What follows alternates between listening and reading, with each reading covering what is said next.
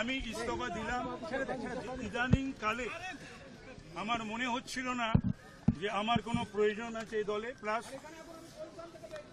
যে situation arise out of প্রতিদিন যে দুর্নীতি দুর্নীতি দুর্নীতি, কোনো একটি শব্দ বিধানসভার ভেতরে বাইরে বা যেখানে গেছি সেখানে দুটো মিছিলের সামনে পড়েছিলাম গাড়ি নিয়ে, সেখানে সেই পরিস্থিতি আমাকে বড় নাড়া দিয়েছে। তারপরে সন্দেশখালীর ঘটনা, এই সমস্ত রয়েছে, এগুলো আমাকে দীর্ঘদিন ধরে নাড়া দিয়েছে। আর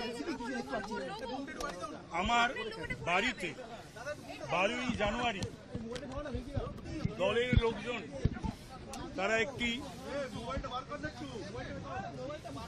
ইডিকে পাঠিয়ে দিয়েছিলেন এবং আজ